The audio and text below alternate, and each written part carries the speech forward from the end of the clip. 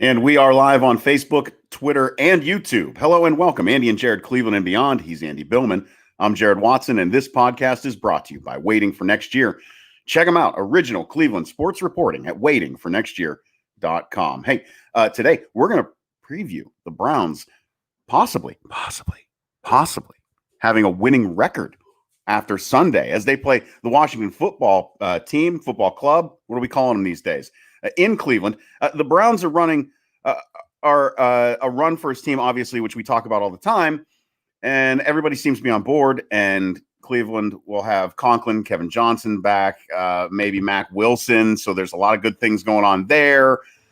I'm pleasantly optimistic about the defense finding ways to improve after this 10-day break too, so we'll talk about some of that. I think that's great. Not so much, but I think that's great. I just think that there are some things that could. You can only go up. There's going to be adjustments. You can only go up. Yeah, so we'll leave it there. You're right there. Special teams, on the other hand. Yeah. Hey, the Indians, though, red hot. And, of course, I didn't watch any of them because I spent the week in Hocking Hills, which, by the way, beautiful, beautiful land there in Ohio. Oh, goodness. I love Hocking Hills. Canoeing, fishing with the kids, stayed in a cabin for a week. So I've been out of touch with everything in the sports world, not just because I was escaping it all, but because the internet at the cabin didn't work. That sucked. And my phone had no signal. So I don't know. I guess the Indians won with in walk-off fashion a whole bunch of times while I've been gone. Andy is going to have to update me on all of this stuff. And we're going to break down what's ahead for the Indians as they're, like I said, smoking hot and ready to roll into this postseason. And then finally, we're going to do a little news from the Cavs to end the show. And SEC football is back. But first, it's your run game first. How about run game only? Cleveland Browns. Pass what? Let's lead off by saying it's great to have Jared Watson back. Yes, he was on vacation, but there's been a lot of stuff that Jared's been going on in his world. He's been going through some family stuff, and so it's great to have Mr. Watson back in the house. It's good seeing him, and it's good to have him back in his presence. It's been Also had to prior to the Hocking Hills trip say goodbye to a friend who passed away unexpectedly. That's what I was referencing in that. Yeah. So yeah. Thank you, Andy. That's whatever. We'll move on from that. Yeah. I send all my love to them and we'll continue to do so because I just need to say this one thing just to remind folks that it's easy to show love and kindness and all that stuff in the middle of a funeral and when things are tough, but it's the couple of months afterwards that you got to make sure that you're checking in and taking care of those folks who have lost, their spouse, their father, their loved ones. It's because for them, it's an everyday thing and it will never go away. So that's all I'll say there. Cool. It's great to have Mr. Watson back. We missed him, and it's a great week to go into with the Browns at Washington FC. Yes, the total love. This has become one of the most interesting transitions I've seen in the Browns fan base, where last year at this time, it was all about three things: 6, Landry, OBJ. 6, Landry, OBJ. The fast gas motion of all this offensive stuff, and it's all great. It is interesting. After one victory across the board, we're going to go across. This has now become a run-first team, not just for Jared and I, who've been talking about this for months, not just for Kevin Stefanski, not just for Alex Van Pelt, but even Odell Beckham Jr. And we're going to lead off with that, recognizing that, quote, "For me, one of my biggest growths has come in acceptance in a sense for me knowing it is probably not going to be that kind of season with my huge numbers. Like I say, my goal is always to be my goal, and I don't feel like I'm ever going to fall short of it. And I'm learning in acceptance to set new goals," end quote. He's referencing he knows this team is a run-first team. It's amazing, Jared. After one win, how this has all changed. Hey, and I'll say this, a quote like that just reminds me, don't sleep on Odell. Don't think that means he might not get the numbers. Okay, but when the ball goes his way, watch out because he's still Odell Beckham Jr. In space, something big can happen. So I get that. I love that. And I'm glad that he's accepted that. I don't know why he wouldn't. Again, let's just talk about it. It's probably the best backfield in National Football League. And let's just go ahead and top that off with the fact that the offensive line has been third ranked in the first 2 weeks of the season in the NFL, which that bodes well for Baker if he can find his poise in the pocket, if he can relax a little bit in the pocket. I still don't think they're rolling him out enough, but nonetheless, he shouldn't have to roll out with this offensive line unless he's worried about getting the ball batted down. Again, though, back to what we're talking about: the run game. It is the Chubb and Hunt show. It is the Chubb and Hunt show.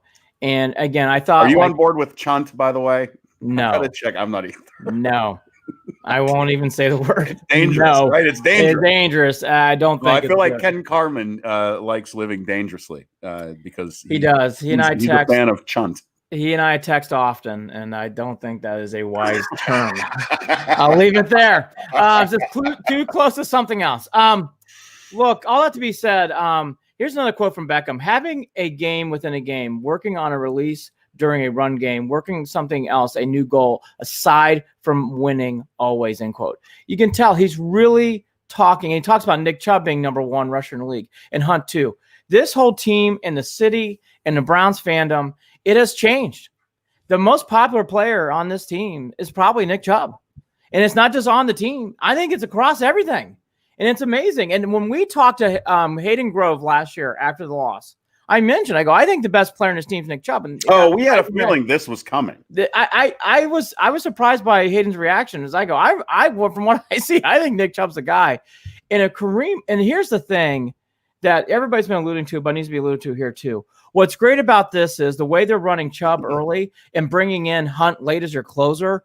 It is going to be the Browns are actually going to be in a good position to win because of that.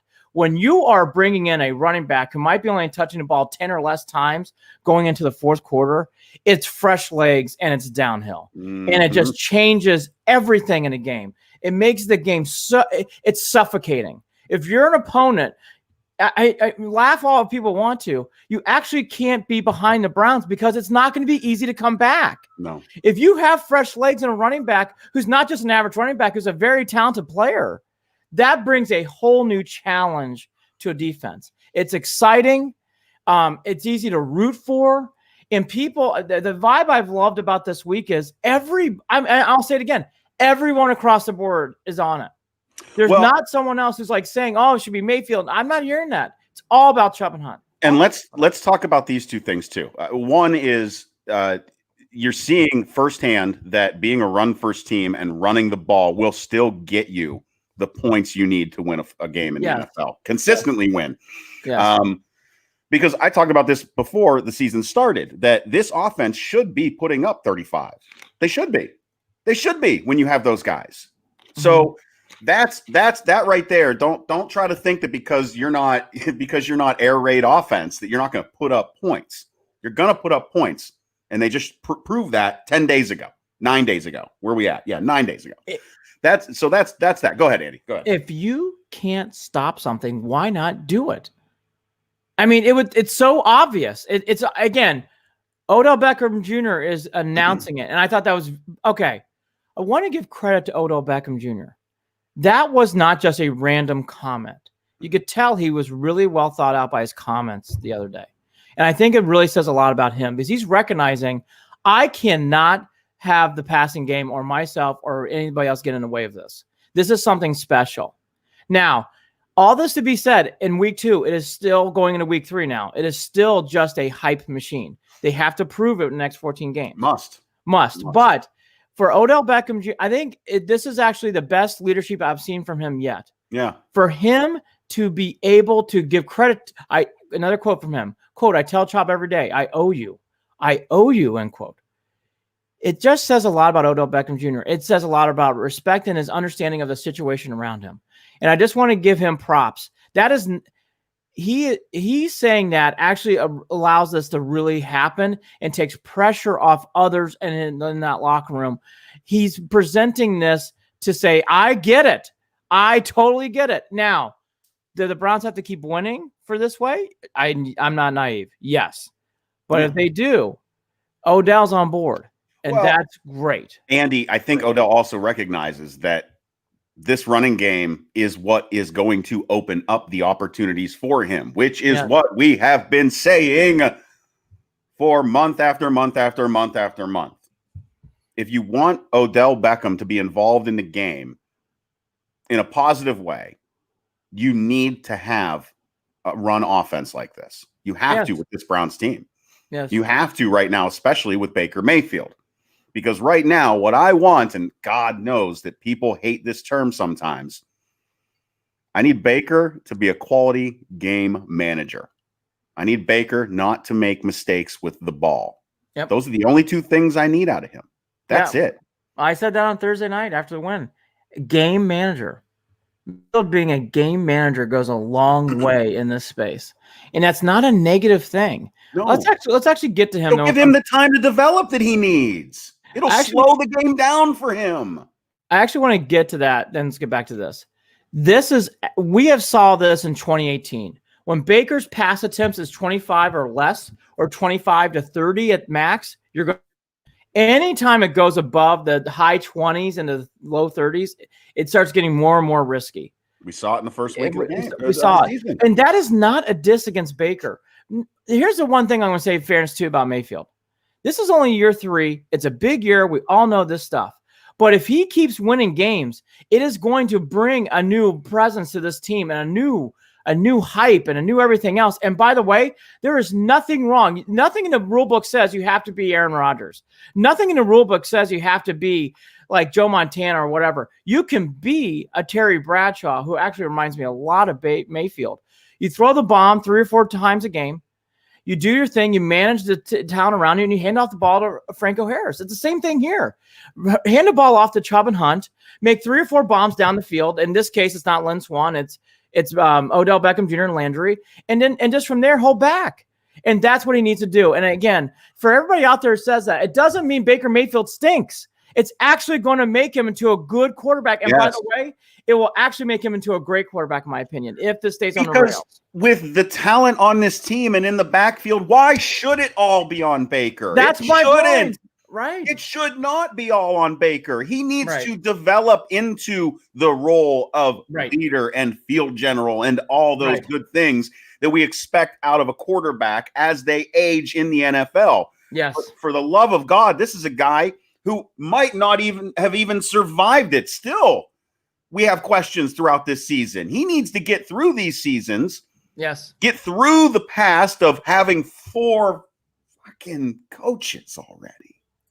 Again, of having these different regimes come in and out and have somebody there who is going to be stable and able to help bring him up, help raise his level of play, help teach him the ways, and take that all off of his shoulders. Because this is a guy who came into Cleveland, he's thinking, I'm Baker Mayfield. I know what I did in Oklahoma, and I know what I want to do here in Cleveland. Look, I get it, Baker. We want you to do it too, but it's not all on you. Well, he's changed. I will be fair. He's really changed. Mayfield gets it. Again, reference Terry Bradshaw. Yeah. If Mayfield, game manager is not a negative term. It's like the term criticism. Criticism is not a negative term. Criticism is trying to help improve the product. In this case here, a game manager will make him successful. And if he wins and wins big, that is all that matters. And that's what I'm seeing right now with this team. It's going to make him better. It's going to make this team better because we know in Mayfield, we saw it last week. We saw it in 18. We saw it in bits and parts in 19. When he has to make a big throw, he can. Yeah. Is there going to be a spot where Mayfield's going to have to lead the team back? Absolutely, of course. And we'll get to that moment. That's going to be a big moment for him. But in most of these games, when it comes to wins and losses for me, it's going to be about getting a lead early, game managing, and giving the ball to Hunt late to close out the game. And I think if you do that, you're going to go 8-8, 9-7. And then you're going to have those games where Mayfield's going to have to elevate the team just a little bit more. We'll have to wait and see on that. But I think this will allow him to win a couple of those games. And Jared, if he can just win 1 or 2 of those games, now you're talking 9-7, 10-6. And that's where this season comes down to. And it's nicely laid out now for this team. I just like how this team has adapted this. I know Stefanski and Van Pelt pushed back a little bit, which they have to in the press, saying, hey, we're still going to throw the ball. And they need to do that, not just to announce that to the team, but also to announce that to other opponents that they're not, because you don't want to give them this impression so people load the box. Yeah, fine, whatever. I don't even care. Load the box. Well, no, by the way, load the box is right. There's something else I want to, right, exactly. Good fucking luck. I want to mention something else on this team, because I was questioning this and I've been proven wrong, and I'm happy. Not proven wrong, but my doubts have been washed away. Jedrick Wills, and again, it's not a sexy possession. He is having an excellent first 2 games, and he needs to be brought up more. Yeah. I know everybody's on Conklin, but, and that's fair. Jedrick Wills is really playing well. Alex Van Pelt, quote, he has really stepped up. I'm proud of his progress he has made through training camp. He's had some rough days there, and he did. We got that, and I'll go into the rest of the quote later. We felt that when you're reading quotes going into the season, you could tell Jedrick Wills was not having the greatest of camps. Right. But for this kid to turn on, by the way, he was a right tackle of Bama, coming to left tackle. I don't want to undersell this. This has been a great draft pick. Now, it's only 2 games in. And my God, everybody, I'm going to talk about I'm fucking tired of hearing about Chase Young. I'm going to get to him in a second. He's very good, but I'm fucking tired of it. I'm not a Buckeye fan, so I don't give a fuck how good Chase Young is. Easy I care about Myles Garrett. Easy now. I don't give a fuck about Chase Young. I give a fuck about Myles Garrett. Anyways, get into that in a second. Tired of hearing about Chase Young. Anyways, and he's very good. But why can't we talk? Anyway, I'll get that in a second. Jedrick Wills, though, is having a very good year, and I think it's great. And I just want to bring him up because he has kind of fallen back a little bit because of everything else with Chubb and Hunt. Jedrick Wills is a big reason why this team's doing well and the running game's being so successful. Mm-hmm. And he needs to get props. Mm-hmm. Jedrick Wills needs to get props. We talked about it, Andy. We knew that plug and play with him was going to be a very high risk. It was a high risk maneuver for this new regime coming in. Even after the pick, you were excited when you saw the pick. You were excited to have him on your team. And then the reality set in of, boy, this is a young kid, rookie, plug and play, has to be ready day one on the opposite side of the ball or on the opposite side of the line that he's used to. That's no easy task. Yeah. Well, there he is, killing it. Killing it. No, I'll take that bright spot. No, that whole offensive line has been a bright spot, and it just, boy, oh boy, oh boy, oh boy, oh boy. We were wondering how good they were going to be, and so far, you can see it. Especially, the way that this run game it allows this run game to flourish. It allows Baker to breathe. Thank God. There's 4 or 5 members on the Browns offense who has a chance 2 games in, long ways to go, to probably make the Pro Bowl. Batonio, definitely Jedrick Wills if he keeps playing like this, and Chubb and Hunt. And you're probably going to have others as the season comes up. But it's just amazing. And again, none of those names are Landry, OBJ, or Mayfield. It's interesting, and it's great to see. The other big story this week was players coming back.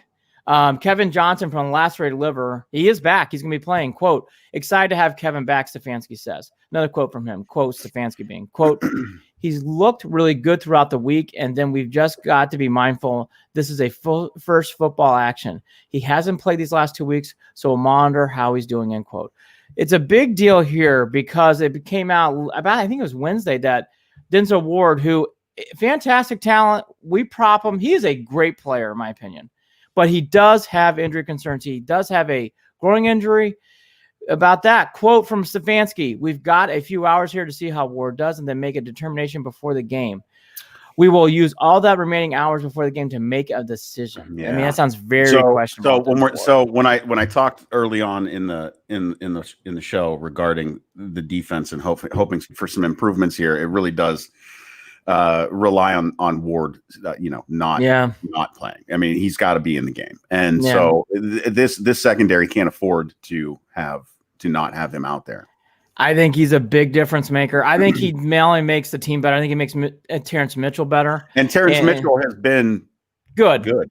I'm not as high as others are on him, but he's been good. But right. I really think it makes a big difference when Denzel Ward's out there. I think Terrence Mitchell gets exposed. And the other issue that I think is going to help Myles Garrett when we jump to the defensive line on the defensive side of the ball is finally just kind of being done with. Are we done with Vernon? I am. Yeah, and it's and what I can really say am. is his replacement is Porter gonna kick some Gustin. ass. He's Porter a beast. He's a beast. On Thursday on the Facebook Live I did after the game, Porter Gustin stood out. He stood out in preseason. And this kid, you know, I learned some things about him this week. He played for USC. He's done a lot of different things in his career where he's had some injury things, whatever else, but he's healthy now. This kid he was recruited hard by Urban Meyer, went to SC. So this is not like an under radar player coming in from Division III school. This is a kid who had a lot of promise going in. I just think seeing more Gustin makes a lot of sense. I thought he played really well on Thursday. Yep. And I can tell you did too. I just thought he really, really stood out on tape. Porter Gustin, the more is the better. Olivier Vernon, I hate saying this. Honestly, when he comes back, I would say Porter Gustin should start and Claiborne should be coming in third. And your backup now is Olivier Vernon. I really believe that. And Vernon, by the way, is out. He is not going to be playing this week. Jacob Phillips is also out. Greedy Williams is out. Boy, Greedy's had it's an injury thing, and I just hope to see him back. Another murky start. I mean, I know he's hurt. Yeah. He's going to have to prove a lot in a short. I think there's a lot more pressure on Greedy Williams than what's being led on to. I really do. Now he has to get healthy first, and then I think probably the bigger. We're kind of ignoring the headline. Mac Wilson is supposed to be playing here and there. There is no question through 2 games. The tight end on passing has been exposed again. And Mac Wilson will definitely help there. That is a big deal. He needs to be playing. I know Tony Grossi brought this up a lot this week, so I will echo what he's saying. I think Harrison, the safety who we got from Jacksonville, needs to start playing more. Need to see him out there. We need players who can make a difference in the pass game. I mean, it's just that cut and dry. You need players to come in and play. Yeah.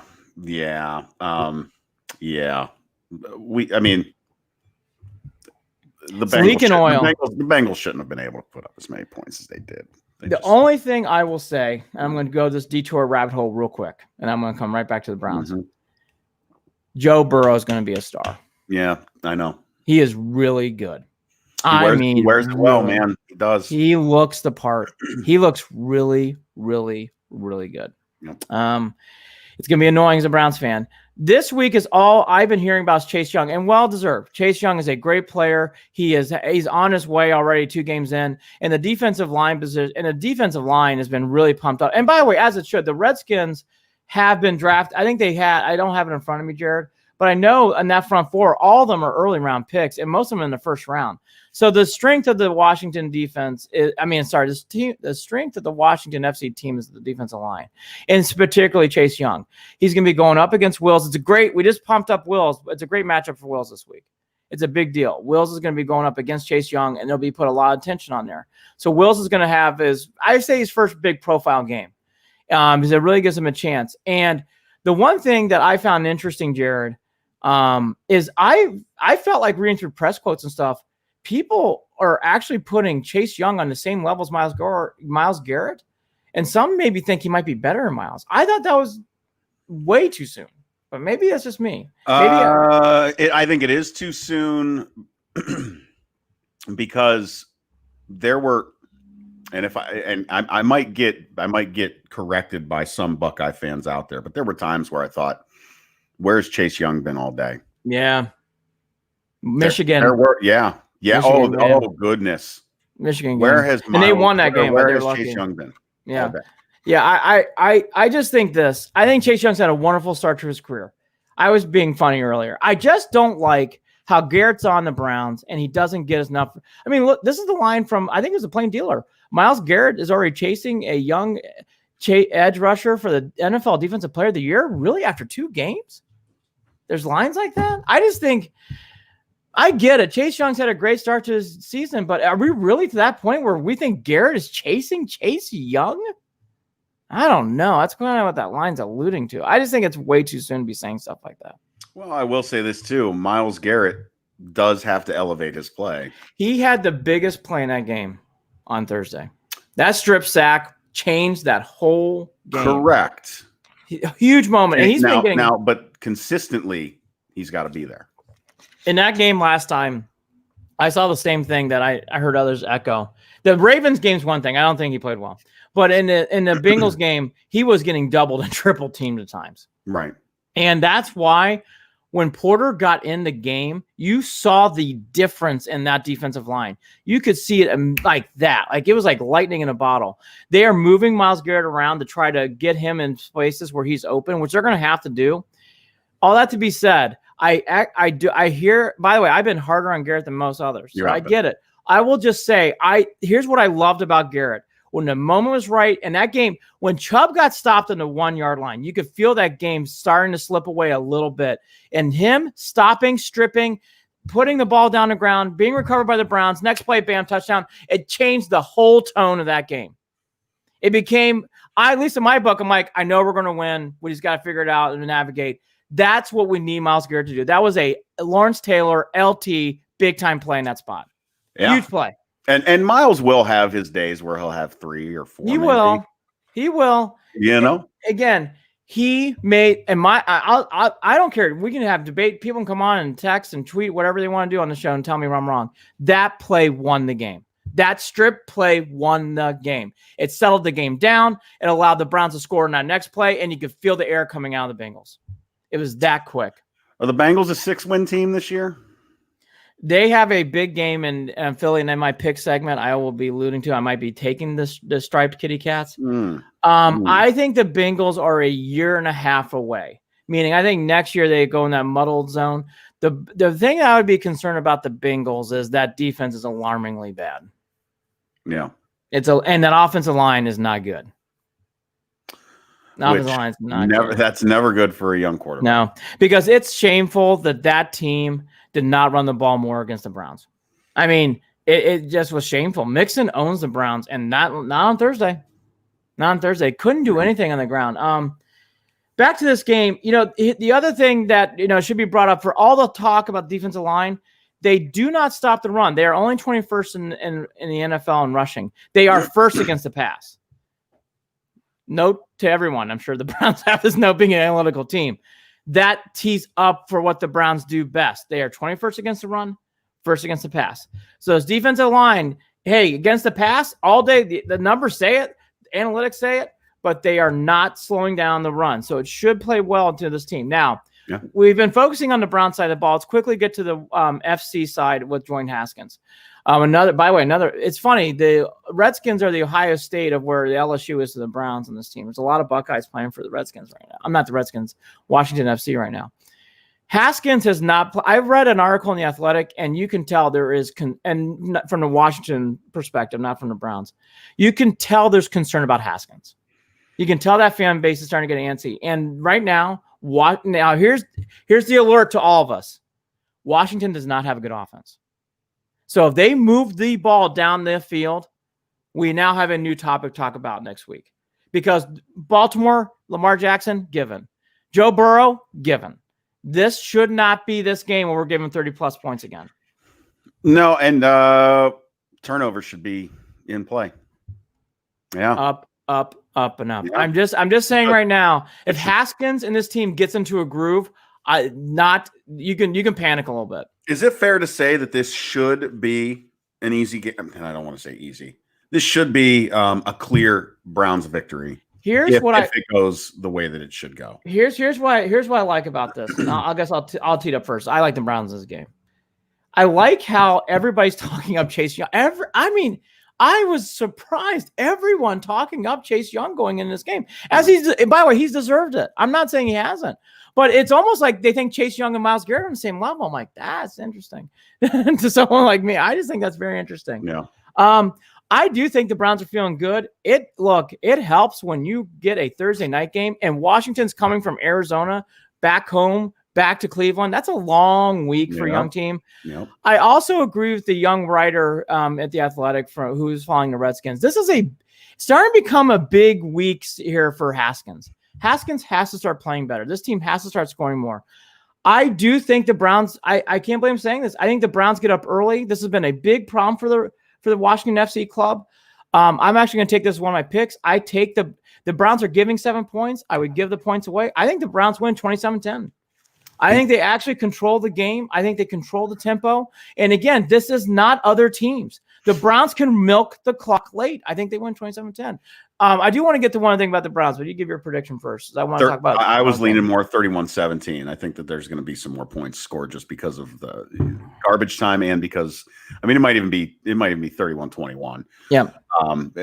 I think that Washington will score more points than they should because I still just do not trust this Browns defense. But then again, a verified blowout wouldn't surprise me either. But Browns are putting up 31 and 31-17 is my call. Yep. So that's a prediction. Jared's 1-1. I'm 2-0 so far in picks. Did not like picking the Ravens game week 1, but that's whatever. One thing before we get to the rest of the slate. I just refuse to do it. I don't care. No. By the way, that's why we all love Jared Watson. There's one other thing I want to get to real quick. And I meant to put in a rundown. Special teams has to start playing better. No more kickoffs on the sidelines. No more missed tackles. The Bengals, Can we stop giving teams the ball on the 40-45-yard line? Ugh. What the hell? Every time the Bengals had the ball outside the 25, they scored. Folks, the special teams have to play better. Parkey had a good start. He made all of his extra points, which, by the way, says a lot because we couldn't make any extra points with Cyber. I still think that was the correct move. But special teams, too, with the Browns returning kicks, has to start getting better. And Mike Prefer talked about it, and you can tell he's concerned. Across the board so far, special teams have been unspecial. That has to get better. You can get away with it probably weeks against Washington FC. As you go on, you have to start getting better in special teams. Can't believe I'm doing this speech already. Punch in the face rather quickly. It sets the tone for the entire drive. Andy, it's been painful all last season and already 2 games into this season. The special teams across the board, they need a fire lit under their ass. Period. Across the board. Yeah. Kicking, receiving, kicks. It's been draining. Draining. The only thing is Parkey made all 5 extra points. And that to me is a given. So I call that an okay. Special teams has to get better. Have to start. And by the way, we've heard all these great things about Prefer. I'm not putting this on Prefer yet. But he's got to start getting this thing improved. Yeah. This has been the thing with Parkey. Yeah. What we're talking about there is, okay, thank you. You did your job. Yes, you did your job. You're not getting an award. No. You did your job. It doesn't mean special teams has gotten better. It just means we've gone to, we're hitting the Mendoza line. I mean, that's where we're really at. I mean, that's where we're at on this team. It's like, we made our extra points. Yay. Like, come on. We're better than that. I want to be better than that. All right. Here's my other picks for this week. This slate is the first slate that jumped out to me. Very good competition games.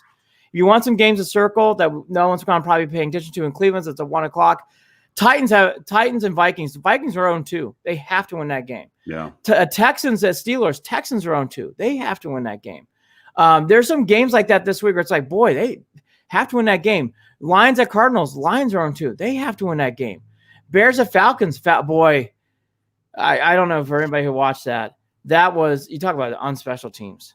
When you have an onside kick in Dallas and your team huddles around the ball to watch it cross, to watch the ball cross the 40, and then you start hopping on it, the Falcons and Dan Quinn on the clock to being fired. I mean, even in a COVID year, on the clock. All that to be said, I'd actually take the Falcons this week. And they give 3 points, I would take it. I was wrong about something on my second pick, and we should have known better, I guess. Cam Newton is really playing well for the Patriots. I know they lost that game. I would take the 5.5 against the Raiders. Cam made when that game fully turned because they were going back and forth. When that game fully turned, that was on Cam. It was. It was, but I'll say this too. The Seahawks are very, very good. The Seahawks are very, very good. The Pats are on their way with Cam Newton. They are on their way with Cam Newton. I would take the 5.5 points. I was, by the way, 1-4 so far. My picks. Yeah, no, Cam is having a solid season. Yes. A solid start to a season. Yes. Overall. I hope I'm wrong in this last pick. I'm taking the Bengals plus the 5. And this is all picks on Saturday, September 26th. I know the lines move. I would take the Bengals. This is more Joe Burrow, and I think the Eagles are far worse off than I can ever imagine. I thought it was alarming how they lost to the Rams on Sunday. Alarming. I didn't watch the game fully, but I thought it was alarming how they lost. They're 0-2, by the way. They need that win. I think the Bengals win that game, though. I do. I think they win +5. The game of the week is by far, boy, what a game on Monday night. Chiefs and Ravens, huge game. These are, by the way, every year we always wonder about stuff, whatever else.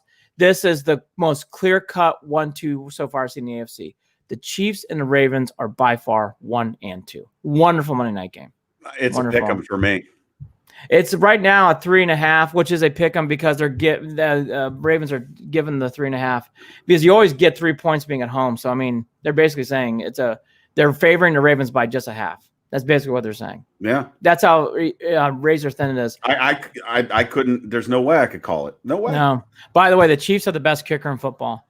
What he did at the end of that Charger game was remarkable, unbelievable. The Chiefs not only have the best offense, that kicker making a 50+ yard twice making 50+ yard kicks.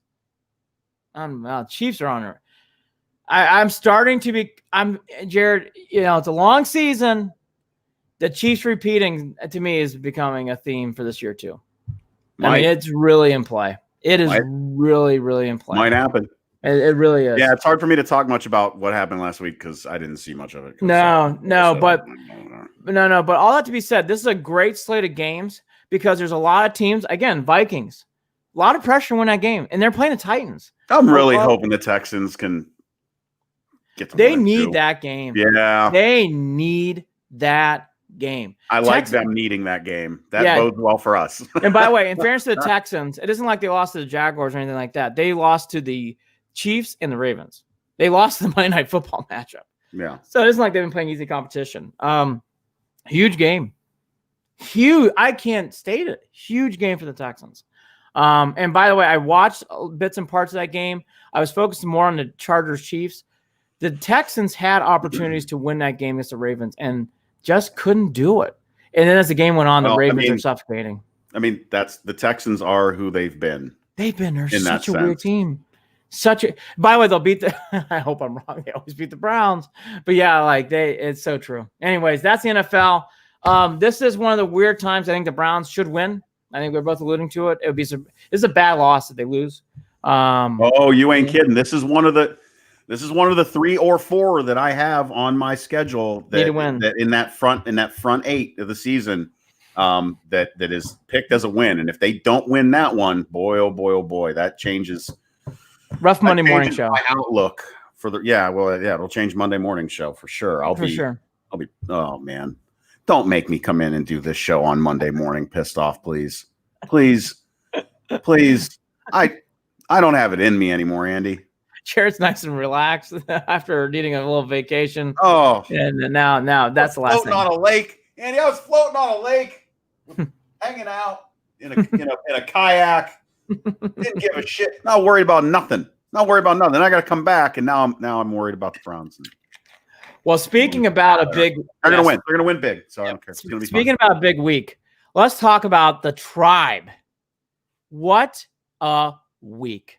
What happened? they are just not okay. Multiple things.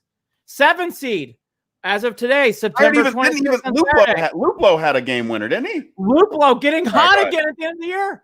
Back-to-back years. I didn't think, and somebody, I don't know who wrote it. Somebody just wrote an article about Luplo losing, not even going to. I saw that. He's not even going to do anything in the postseason. He won't even be around much. It's funny you said that. I saw that article too. Yeah. Hey, look, I've been harder on Luplo than anybody. Kudos to that young man. And by the way, he did the same thing last year.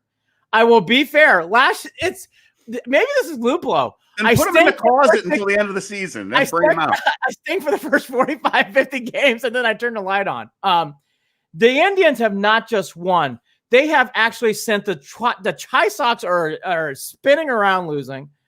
Which I do want to touch a little bit on that, which that's fun. I hate the White Sox. It's great to see. Well, it's a thank God moment after you're looking at the Indians that dropped 7 in a row. Just awaken.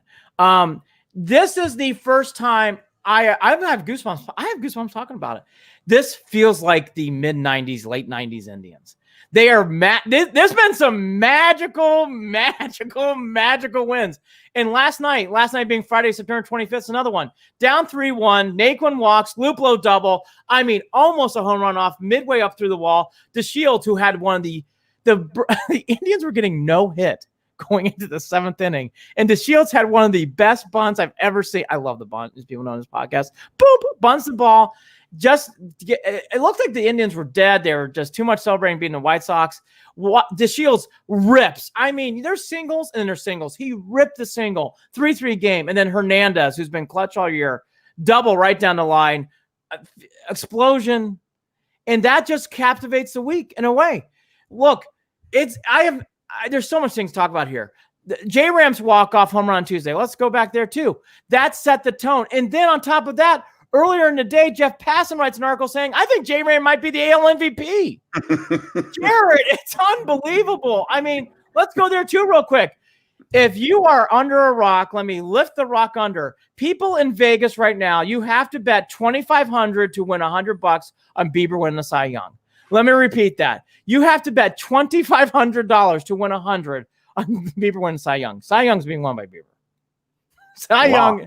Lock a Dini. In fact, I would tell you, bet 10,000 to win a few hundred back because they'll be worth it. And J-Ram, Jared, I am a believer in this. There are postcard moments that can win MVPs. I actually think J-Ram's home run on Tuesday, following it up on a Thursday double, it wasn't a walk-up in the 7th inning. I think J-Ram's going to win the MVP. Home run pitch, bro. You know. It was gorgeous too. It was unbelievable. It was gorgeous, and it was gorgeous. It was great. I watched the replay of that. That was the only thing that was the funny thing. The only thing that I was able to see is, and usually the video would stop and buffer halfway through. I was able to watch a handful of game-winning videos on my phone as my internet would go in and intermittently throughout my week. Andy, we are now in a position to say that the Indians are hot at the right time, that they are heading into the postseason. They've got, we got two left with the Pirates?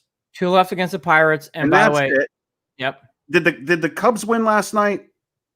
The Cubs not just won, they destroyed the White Sox. And then, now let's get into what this. Happened to the Twins? What did the Twins do? They lost to the Reds.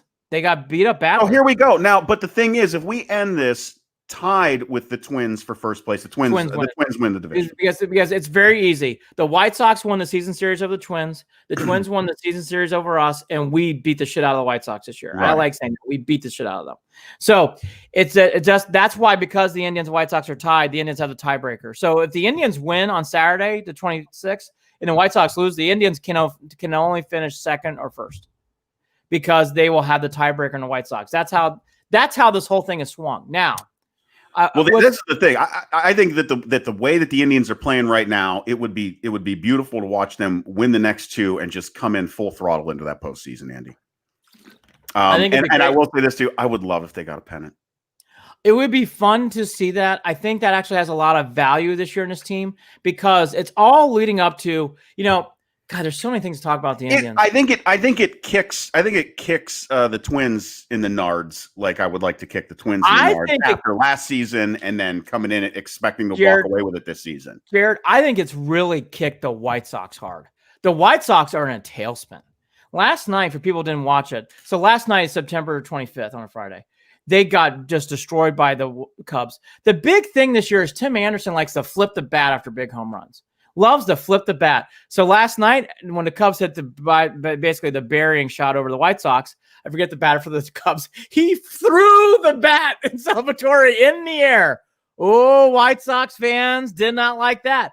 The White Sox did not like that. So when that young man came back up to hit in the following couple innings, whatever, he was hit in the ass, and the White Sox pitcher was ejected.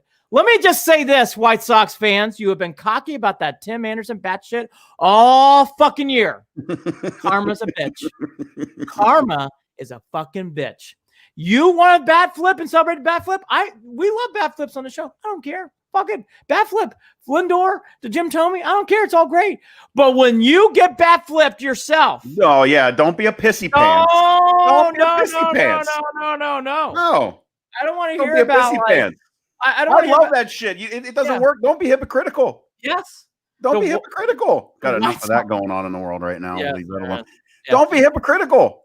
There is so much of a tailspin in Chicago. When I saw that, it's like, oh, now they're complaining about bat flips after you did a whole segment on NBC Sports Chicago about how Tim Anderson loves the bat flip and talking about how teams need to get over my bat flips. Hey, take it.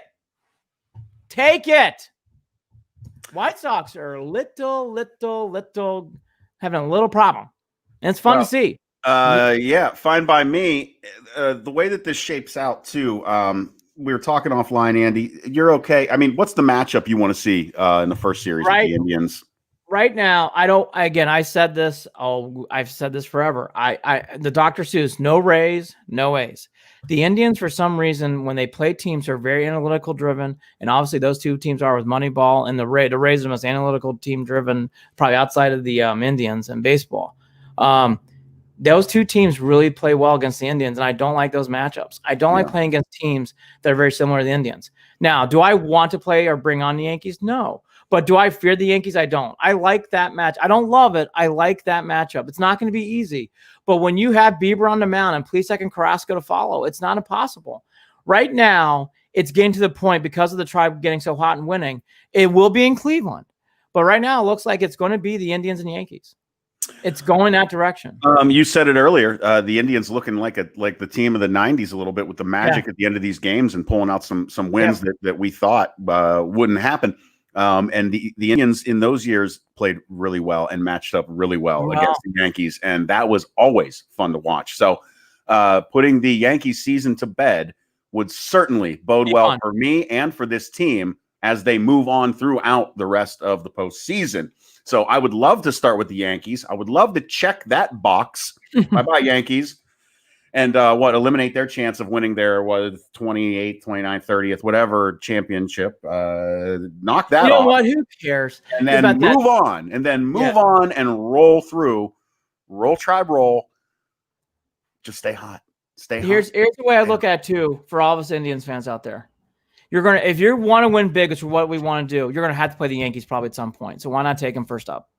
Why not take them, put them in a 3-game series, and let's just see what we can do. I really look at it that way. You're going to have to play. If you want to do big things, you're going to play the Yankees at some point. So play them early on. Again, we all know difficult series. Boy, you talk about controversial things. Not controversial. Boy, minds colliding. Pitching, hitting. I mean, that'll be the whole series. Yankees hitting. That's where you have to. You've really got to focus on that bullpen. Big moments for Karinchak. Big moments for Boilermaker, Wickren, and big moments for Hand. Hand has played better this year, but he's still a little shaky, but he always gets the save. So in that spot, that's going to be big for this team. And look, the Indians, if they play the Yanks, they play anybody, but the Yankees especially, they have to score 3+ runs. The 2-1, 2-0 stuff against the Yankees, I think is going to be unrealistic. You have to score 3+ runs. 2-1, dangerous. Too dangerous against a team like the Yankees. They can hit one out very quickly. So that's the way I look at that. For people who have not noticed, the starting rotation for round 1 is set. Bieber, Plesac, Carrasco. If anybody's shocked by that, I don't know what to tell you. Savali's not going to be starting there, and he shouldn't be. I mean, Carrasco's earned that. He's the veteran. Plesac's your clear number 2, and Bieber's your 1. I mean, that is what it is. I don't know what else to say. And then I want to do 1 or 2 minutes on this. Francona is now in quarantine, and we all know why, because he's preparing to come back for the playoffs. Right. I know there's a lot of factors going to playoff games, and we all know that, especially on the field. Francona coming back in that dugout is a huge thing. And Sandy's done a great job. It's not about that. It's about Francona. Francona brings a lot of stuff to this team. You say it, and even though I know it's happening, when you say it, I get chills. I get goosebumps because I really feel. Here we are, Andy. Have we been in a position to? And we talked about it before the season started. Something about the way that this team is built felt really good for the way that this setup is for this season. Short, roll through it. They had their cold spell. Thank God it didn't stay along for too long. In a regular season, what that average that would have been like 23 game losing streak or something. Something like that. Something that just made me cringe. But now here they are, 6-game winning streak right there, ready to wrap up the season and head into the postseason. And boy, having Tito back will, oh boy. Telling you, add some runs, add some wins. It really does. To sum Especially it up, without fans in the stands. Yeah. I agree. To sum it up quickly, because I could do a whole hour on just the tribe, to be honest with you. And I think I will save that for more for Monday. Okay. This season has become very special again. It's amazing you ride the waves. And I guess it brings up to my point that I brought up 2 weeks ago and last week. You will not remember these losses. And that's the reason why I said that. Mm-hmm. Those losses that we all knew was frustrating and mind-numbing. You forget them quickly. This has become a fun time. You can feel the city getting into it. And even at the least, and I think big things for this team, I do. But even at the least, you're going to have the Cy Young Award winner. And I think there's a good 50-50 chance with J-Ram or Bieber winning the MVP. I think you have a very, very good chance. The Indians might clean sweep the Cy Young and MVP. I actually think it's going to happen. I think J-Ram's going to win it. I really do. That's great and all, but man, I want a World Series more than anything. I do too. There's a long road ahead, especially with the added 4 teams. The long road ahead, but the Indians have a chance. That's why we're talking like this. Of course they do. They are built for it. They are built for it. But I'm not naive. A lot of potholes, up and downs. There'll be a lot of moments where we're nervous and we're biting our nails and everything else. But all that to be said, fun weeks ahead. It starts on Tuesday the 29th. Yeah. And like I said, I mean, it's funny how things change. Unless the Indians lose the last 2 and the White Sox win out or whatever, it's going to be Indians and Yanks. And I think it's either going to be that or Indians and Twins. I think those are your first 2 round matchups. That's what you're looking at right now. If the Indians can win one more game and the White Sox lose one more, that's what you think you're looking at. Fun times, fun week. And again, kudos. One more thing. Kudos to Luplo. 2 big hits this week. And I'm so happy for J-Ram. So happy for Jose Ramirez. He deserves this, and he's earned this if he wins MVP. He's earned it. Statistically earned it. I mean, the expectations in the postseason for players like J-Ram, for pitching like Bieber, for players like Lindor, those expectations, look, they're there. They're absolutely there. Yes. But if you want to go deep into the postseason, you need the Luplos of the team. Yes. You need them. The Shields, Bunting, Case Fox. Whatever, Oscar Mercado, whatever it might be, it's got to start. They have to pick things up in those clutch positions. It's an absolute must. We saw it with the Cubs in 16, so it's all big. All this stuff is big, and again, it's exciting. And the Indians are ramped up. Even if they lose 1 out of 2 or they lose the last 2, the Indians are in prime position to do very well. And it's exciting. It's great. It's going to be a fun week. We'll get into that more on Monday. Holy shit, Andy, I didn't even think about this. I can't go to the games, obviously, but I can still go up to the city. Yeah. I might have to go up. Yeah. Yeah. We'll talk more about that on Monday morning after the Washington victory over FC and then, the Indians triumphantly going into the playoffs against the Yankees. I like talking cocky. A little cocky today. Let's wrap up on the week of football. By the way, real quickly before we get into I do have some Cap stuff. Chris Fedor wrote a great article on Cleveland.com about the Caps. So I'm going to get a little bit of that. I know we are all, the Purdue flag behind me. Jared's an Ohio State guy. I love Big Ten football. I think it's great the SEC is back. Great games at noon. Auburn, Kentucky. It's a fun game. Ole Miss with Lane Kiffin against the favored Florida Gators. Gators look really, really good. And there's 2 gentlemen who Jared and I are working with a lot, Buddy and Brendan Martin, who are huge Florida fans. And they are very excited about those Gators. Those are fun games. We're a month out for Ohio State. I have not felt the ramp up yet for the Buckeyes. Boilermakers got Rondell Moore back, which is good. And then I am also an Irish fan, so let's get to the Irish real quick. I hope those players who are in COVID-19 are doing okay. They had an outbreak on the team this week. They had to cancel their game against Wake Forest. It really reminds you how this whole virus is very contagious and everything else. Because the Irish have been one of the more protocol forward-thinking teams I've seen, and they are having outbreaks says a lot. Really, really says a lot. it's a situation with them where you kind of figured it was only a matter of time. Yeah. Although at the same time, the way that other teams and, throughout different leagues have handled it, other teams, it hasn't happened to. So I don't know. I hope everyone's okay. That's the, Andy, that's at the crux of all of this. When we talk about it, we're excited about the sport. It's exciting. Son of a bitch. I hope everybody's okay. Hope that everything works out, because you feel like there's a lot of risk being taken here. Yep. Measured risk is one thing, but just understanding that you're worried a little bit about those young kids and their hearts and the issues that can come. But yep, they are playing.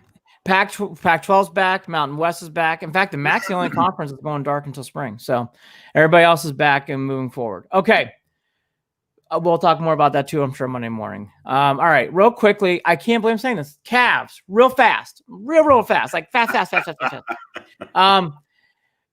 Kobe Altman, quote, "We like where we're at number 5. We're going to get a really good player. We are going to take the best talent," end quote. For people who listen to me throughout the years, that's what the Cavs should do. If it's a guard, it's a guard. If it's a forward, it's a forward. If it's a center, it's a center. Take the best player. Sources are telling Chris Vito or Cleveland.com. You can read this whole article over there. They are really still high on Sexton. I am too on the show. Again, is he a top 10 player in the future? I don't think so. Is he a player that you can build a franchise over? I don't think so. Is he a player you need on your team to win? Yes, you do. Colin Sexton's a good player. Yeah. Do I think he's an elite player? No. Do I think he can be an all-star in certain leagues? Yeah, I do. And that's pretty good. So don't, again, it's almost like Baker. Like, don't crap on Sexton too much. He's actually a good player. The bigger thing is Darius Garland. He really, look, the ups and downs of Darius Garland is going to be a big year for him. He had moments like he did on the road against Minnesota, and then he had those moments where he looked awful against the Clippers at home. Right. You just hope he finds more of that touch of gray, because when you see games like he did against Minnesota on the road, like, holy cow, this is what we could see here. Him making tough shots in the fourth quarter and winning. And then the Clippers game where he just looked checked out, like, didn't care. Young player, tumultuous season. Yeah. It's a big year for Darius Garland. The other thing too that Altman said, they are focusing on fixing defense, which I think is great. They finished last. You can go in any analytics class you want to. The Cavs were last in defense. And they know they have to improve there. And that's going to have to be a big focus for this team. Offensively, the Cavs aren't terrible. Boy, defensively, it was a joke. Mm-hmm. So they have to do some things there. They know that. They're focusing on it. And you can tell when they make a statement like that in an article, it's like, not only do we talk about behind doors, we know we have to fix defense. So all that to be said, I'm not naive. The Cavs have a long road ahead, in my opinion. I think not playing has really suffered and hurt this team, in my opinion. But all that to be said, I have not seen any Cavs news in months, Jared. It was nice to see an article yesterday, being September 25th. It was nice to see that. Just something to write. I watched Kevin Love's Instagram because I like his dog. So that's where I'm at with the Cavs. I try to be, obviously I'm more upbeat about all these teams at times. I'm being very realistic about the Cavs. Long road ahead. Oh yeah. I'm patient. I'm not even angry about it. No. I understand the situation. It doesn't mean I don't care. I just am not good. It's hard to invest too much of your time. Although granted, it's not even fair to say that because I've invested countless hours on Browns teams that have done nothing but punch in the stomach. But it's going to take time. We all know that. It is what it is. I just will say, if we're being honest and real, the Cavs are really below the line on buzz right now. They are just dull and dead. And so to see an article like that, is it going to bring a jolt to the city? Oh my God, absolutely not. It's just nice to see. That's how I'll leave it. It's just nice to see. Hey, follow us on Facebook, facebook.com/Cleveland and Beyond, on Twitter @CLE and Beyond, @CLE and Beyond. Shoot us an email, andyandjared@gmail.com, andyandjared@gmail.com, JARID. We are brought to you by Waiting for Next Year. Check them out, original Cleveland sports reporting at waitingfornextyear.com. Andy and I are gearing up along with our assistant producer and social media manager, Kaylee Waterhouse, to join Evergreen Podcasts very soon. Can't wait. Very soon. Launch of that. We are working on getting that up and running. And yeah, continuing to bring Cleveland Browns, Cleveland Indians, and Cleveland Cavs, whether you like it or not, info to you and beyond. So, Andy, final words today. Shout out to 2 or 3 people. Brendan Martin is the man. I'm working on that show, and we are congruently working with the Buddy Martin show. He set up a watch party for us. Brendan Martin, you are the man. Getting us viewers, giving us eyeballs. Martins are good people. Check out their show. It's obviously Southeastern Conference focused with the Gators, but they do great content. They have great talks all throughout the week. Love the Martins. Big fan of them. Please check them out. And Best Fridays of Football with Terry Bradshaw and Coach Urban Meyer. It's very, very cool stuff. We're going to be doing a lot of stuff, sharing and doing all sorts of things. So you're going to be seeing them on our Facebook page. Yep. They're cool people. Brendan Martin, shout out for the watch party. He's the man. Good people. We need stuff like that because great partners. Great partners. I didn't even think about setting up watch parties. Yeah, he's a good dude. I, again, can't say enough. Love Brendan Martin. Such a good man, Brendo. Lastly, there's a new show that'll be coming through our thing called Set the Edge with Holly Wetzel. She's great. Great reaction to it. We'll probably put her on this podcast once in a while on Cleveland and Beyond. She is fun. She's fantastic. Set the Edge. Check it out. I'm very excited. Thank you for all the positive feedback. Very, very positive feedback. And to all of those who are new to this channel because of that show, hey, welcome. Check it out. There'll be more content to come out of the ears on this. So it's going to be fun times ahead. And yes, Kaylee Waterhouse, our superstar of superstars. Even though she's a Warriors fan, it's okay. Dan Monis reminds us, we were talking about those certain players contributing in the postseason. Perez in 2016. Perez in 16 big contributor to that run. And Lonnie Chisenhall, who's no longer on the team, but Lonnie had some huge hits. Well, and let's never forget the Rajay Davis home run. Oh, fucking rain out. Fucking rain out. Fucking rain out. I hate Chicago baseball. I love that the White Sox and Cubs are fighting against each other. More importantly for this podcast, it's exciting to see that the Browns are, somewhat favorites. I mean, they're given 7 points, so they're a heavy favorite in Vegas too. Big week. And, again, you can tell on our faces the excitement about the Indians you'll feel on Monday morning. We'll be back on Monday morning, recap hopefully the victory over Washington FC, and leading into Indians, probably Yankees week. Fun times.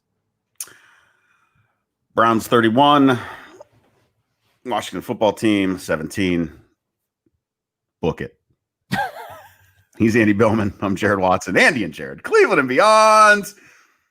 Talk again soon. Go Tribe. Roll, Tribe, roll. Bieber